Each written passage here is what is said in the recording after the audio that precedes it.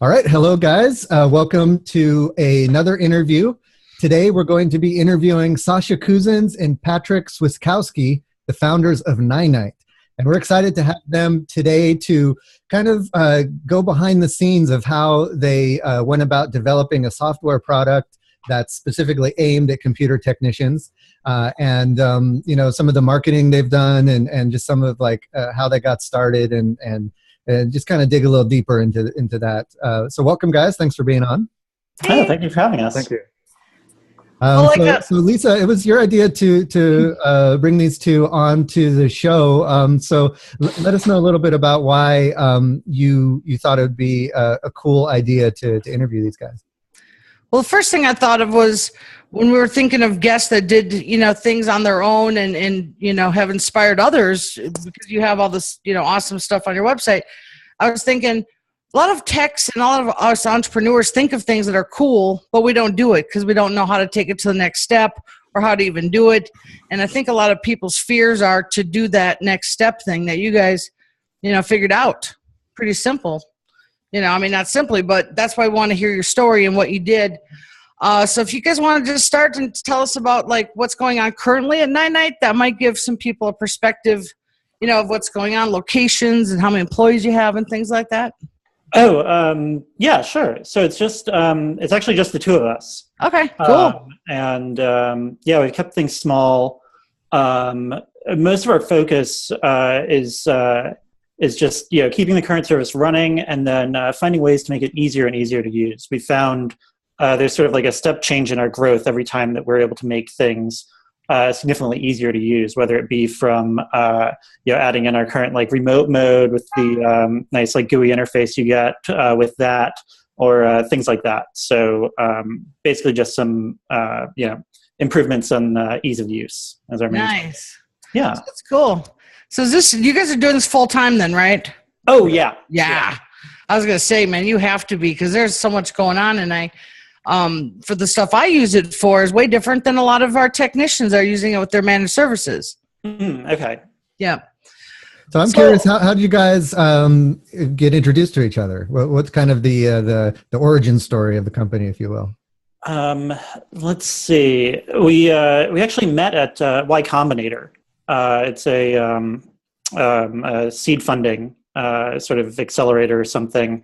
Right. Back in, what batch were we in? Winter 2008? 2008, so the beginning of 2008, yes. Yeah, and we both applied to that with different sort of solo companies, and midway through decided to team up and worked on some application level virtualization stuff, like sandboxing software that Sascha had been working on, and did that for a bit, and found it was difficult to explain to people what was going on with that or how that would be useful, and then just sort of decided to throw something new out there with Ninite to make it easy to set up computers, because Windows 7 was just coming out around this time.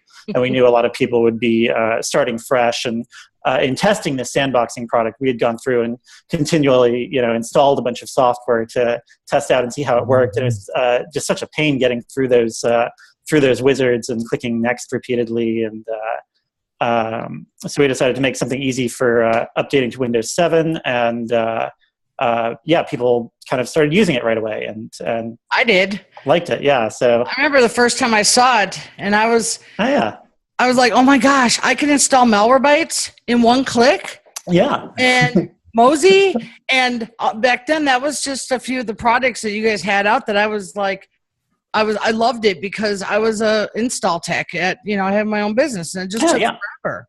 So it was very cool. Yeah, I don't do any managed services, but for me, I still use it for the when I remote into a computer. I don't use it for the office stuff, but just the quick apps, I call them.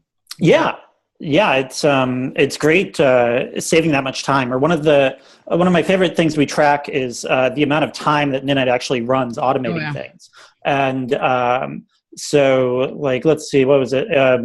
Last Thursday was a sort of like medium big day, let's say, and that was something like 1.25 million apps and like 6 years of installation time happening within that 24-hour period last Thursday. So it's a lot of fun. That's cool. So you guys have the programming background. That's how you built it. It was from your programming and. Yes. Yeah, we've both been programming for a long time. And it sounds like this isn't your first rodeo as far as building a business. No, it is. Yeah. Oh, it is. Okay. Awesome. Great first business. Awesome. Yeah. First one that's stuck or gotten going. Yeah. Nice. And it's pronounced Ninite. And that's I've always pronounced it Ninite. So it's good to hear. As long as you can type the URL from how you say it, we're happy. Right. Yeah. I remember when I first started typing that in. It's kind of funny, back in 2008, that's when I think a lot of things started coming out of the woodwork. Oh, okay, yeah. Here, for some reason, I just have a lot of memories of it. And I started my business in 2007. So I started like catching on to the stuff because I was in the corporate help desk before that. And we were trapped and couldn't use a lot of things like this. So the 2008 was the year you guys started. So you're 8 years in now? Yeah, something like that. I think it might have been when we finally got the Ninite stuff going. Was that October 2009? Yeah, the launch of Windows 7 was October 22nd, 2009. That was okay. Yeah. Yeah. Nice. And I think that was the same day. Yeah, the same day we put it out there more broadly. Yeah. So here's the next question. Did you guys put it out there? And this is what the breakthrough is when were you guys so busy doing this that you had to quit your other jobs? Oh, we didn't have other jobs. Okay. So the deal with Y Combinator was a very sort of cheap and scrappy way to start companies, modeled after the way the founder of that had started. They did something called Via Web, online stores, which they sold to Yahoo in the mid-90s. But they'll give you like $10,000 or $15,000 for 3 months, and then introduce you to other like angel investors at that point. Gotcha. So we had some small angel round that we were working off of during that time. Gotcha. So it sounds like the genesis of this idea basically sprung from just your own needs of working in virtualization and trying to get some kind of automated way of getting this stuff implemented. Yes. Yeah. And so you're scratching your own itch. Did you do any kind of market research to see if this is something that other people would be interested in using? No, it just seemed to make so much sense from a time savings angle and not having to deal with that. We did look around and see other tools kind of promising similar things. There were a number of open source projects, or even I think it was even still going when we started, but Google had like their Google Pack thing, which was a way to check off a few applications, kind of install them all at once like this. Mm-hmm. So it was an idea that was sort of kicking around. I'm not quite sure why our approach to it is sort of stuck, but happy it has. Well, it's a cross-platform, everything, that's what. And I don't even know if you guys want to get into how do you get permission from companies to put it up there. Do you just put it up there and they're happy because they're on there? Yeah. They're like, we made it. We know we've made it once we're in Midnight. That's cute. How do I get a little call that girl button on there? Yeah. Do you have companies approaching you to get their software into Ninite?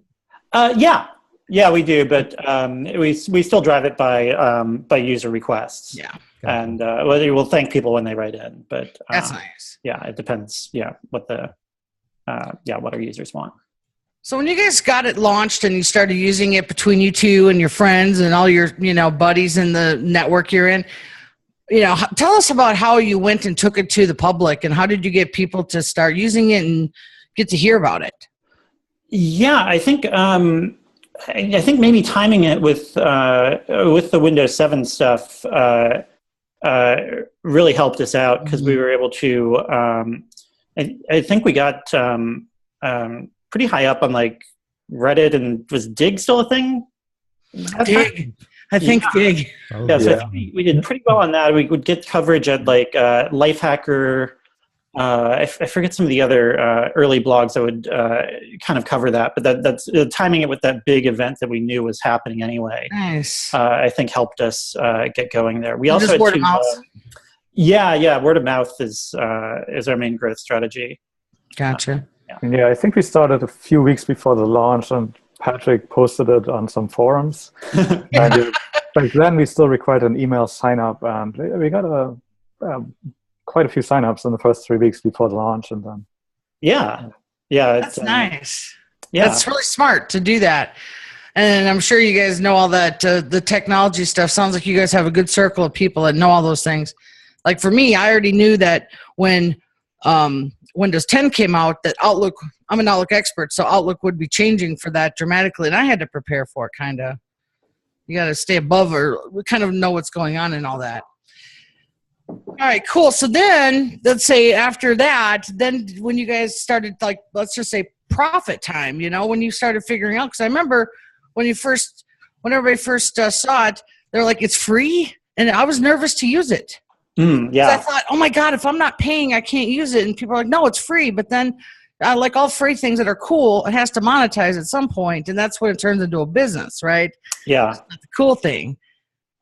So we got very lucky with this also, especially for the area we're in. Like software distribution or downloads is so toxic, and it seems like almost every other person out there is making money through some scanning toolbar or other thing like that. But by simply having the free site for personal use, and then sort of building these extra features for pro users into the pro product, that's really worked out great for us to allow we can run this with no advertising, no extra junk or anything like that, and the pro subscribers take care of all that. Yeah. That was like a gold mine. How do you determine what features will be pro versus what you just want to keep in the free product? Basically anything that helps you manage like multiple machines, or like if you take the model of free use being like you reset your computer, reinstall Windows for some reason, or get a new computer and you just want to set up one machine like that. There's a lot of great stuff we can do for that, but that also doesn't necessarily conflict with, like, you don't need a download cache, because it's not like you're going around to like 10 machines in the same network and needing to skip that download step on them. Or you don't need an offline mode because you just connect the machine and get going. You don't need a remote mode because you aren't managing a whole slew of machines across different locations. So the dividing line on that stuff is generally pretty clear. Gotcha. Can I ask, when did Pro come out versus when you first launched, and when did the Pro start? It must have been like January 1st, 2010 or something. Okay, like 2 years out. For the holidays and turning on the payments. And our first sign up was almost certainly somebody who did it by mistake. You didn't tell anybody at that point. Yeah, just an AOL awesome. address out of I don't know, but it didn't seem like, and it wasn't being used like something that was actually being used to repair computers. So. Oh, that's funny. Her first sale was fake. Well, it was real, but I don't think it's what she intended. Oh, that's cute. Well, at least you remember that first one, right? Oh yeah, definitely. Yeah, that's cute. Well, great. Well, we kind of rolled through all the questions real fast. I know that, with what you guys do, you deal with so many people, and we're real appreciative of your time. Matt, do you have anything else you want to ask these guys? Yeah, I actually had a couple other questions. It sounds like things have been going great. So I'm curious, have there been any struggles, any problems, any speed bumps along the way that you've had to kind of, use your ingenuity to work through, or get some help to work through, or something like that? Let's see. Nothing too big. Just generally, just trying to figure out where to go next. Wow. No sort of, no real sort of like crises or anything. Like no companies getting mad at you for including their product without asking them, stuff like that? No, not really. We've taken some things down on request, but yeah. Yeah. And so the folks who are going to be watching this are they're computer technicians like us who are looking to break out of the break fix grind of fixing computers day in and day out, and we'd like to encourage them to look into productizing their services. So I'd just be curious if you had any advice to technicians who are looking to, maybe they see a need in the day-to-day work that they're doing, and they want to look into creating a product around that need. But what would you say are some tips that you can give to those guys? Yeah, I mean, one of the things this reminds me of is we get a question every now and then if we have like a reseller program for Ninite or something like that. Mm-hmm. And we don't, but our advice always when people write in about that is, it doesn't seem like a great thing to just sort of take a little commission on, selling or putting our product like in somebody else's hands. We always encourage them to get like a big pro plan and then use that kind of behind the scenes to provide a service. You don't buy Ninite. They don't buy Ninite through you. You provide a software updating service. Nobody cares how it's getting done on the back end. Charge them, $1 a month per machine or something to go that way. But the sort of framing of these things, like even if they're roughly equivalent, you can sort of stage things in a way that can work a lot better from a business perspective. Oh, that makes sense. It's not a consumer business, really. I mean, I would never think of selling it to a client because they're hiring me to do the installs. So it kind of saves you guys from end user. You're only dealing with text pretty much. Well, we still we deal with everybody from the free product. We have a lot of very confused or very people having a real hard time with their computers writing in. But we try to help them as best we can. Sorry about that. Yeah, there's a lot of. I'm sure you guys get everything out there. I get the clients who have messed up their computer so bad, and I'm like, oh, don't use the products unless you know what they're doing.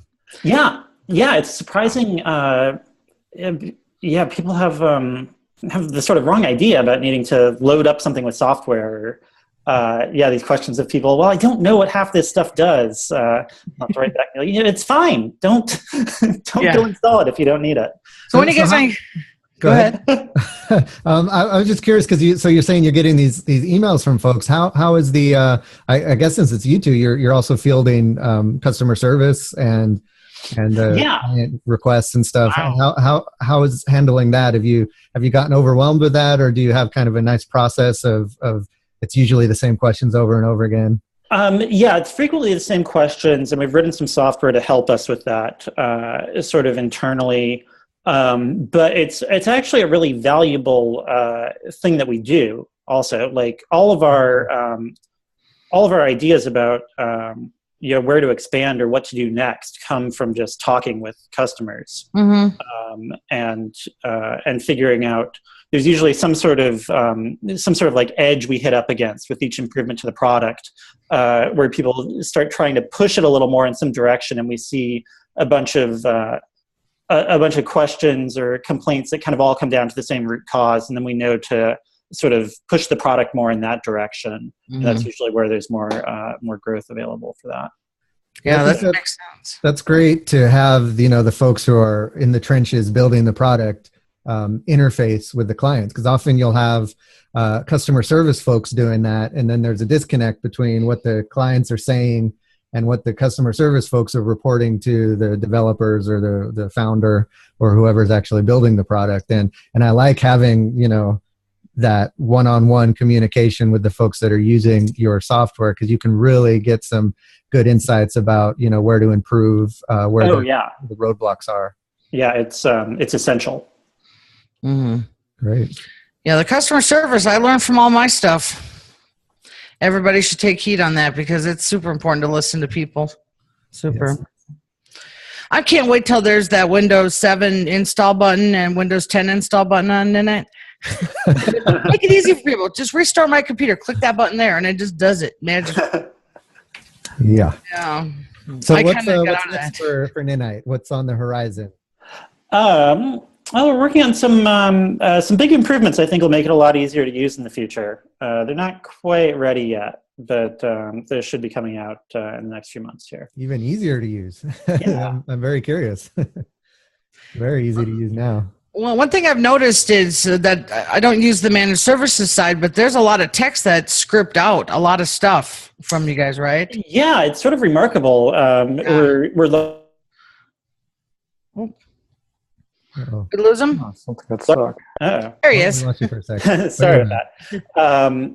Yeah, I mean, we're to a large extent we've built a business off of a command line tool. Here in 2016, which is a little amazing, or something I wouldn't really think possible. They do it. I've seen all the text say, I added that to my script. I added that to my script. I got a script from that guy. I found the script on the internet. I'm like, oh my God, I didn't even know how deep this could be under the grid or under the grill. I have no idea. Yeah. So it's nice in that it allows, it's sort of malleable and people can squeeze in Ninite into whatever other tools they're using. But it's really just a tiny fraction of the potential market for this stuff out there that wants to dig into that sort of detail and scripting. I think if we can eliminate some of that, it'll make the product a lot better. Nice. Like I said, I don't script, but I know that these guys love it. I had a guy remote into my Windows 10 computer, ran some script from you guys, and I was like, wow. It was all these tweaks of Windows 10. Huh. Because I had driver issues, and all of this was included in there. I was like, oh my God, I didn't know what he did. But embarrassingly, I couldn't do it myself, but that's fine. Yeah. I think I still have it on my computer. All right, Matt, anything else there? No, I think that's great to get some insights into a software company that a lot of technicians use, and to kind of get an idea of how they should approach if they do want to productize maybe some of the services they're providing, to see how they can approach that and see. So like the insights into customer service, always talking to your customers, I think is great. Great interview, guys. I appreciate the time. Oh, great. Yeah. Thank you. It was great to meet you guys and just kind of know just that you're just a small company. You're not this, I didn't realize that either. And it's tangible to actually have just 2, 3, 4, whatever folks helping and doing stuff. And that's cool. I like that. It's just me and my company. So yeah. All right, gang. Well, thanks a lot for coming on. Appreciate your time, and we'll let you know how the video goes. Excellent. Thanks so much. Thanks, guys. Thanks. Bye. All right, guys. Do you mind if I asked you in the email if we can get a picture of you?